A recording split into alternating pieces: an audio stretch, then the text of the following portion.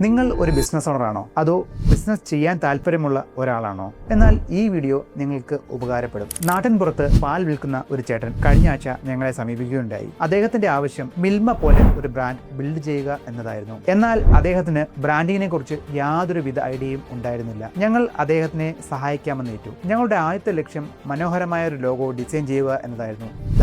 ഇതായിരുന്നു ആ ലോഗോ. അതിനുശേഷം നിങ്ങൾ ഈ കാണുന്ന ഫുൾ ബ്രാൻഡ് ഐഡന്റിറ്റി ഞങ്ങൾ ഡിസൈൻ ചെയ്തു.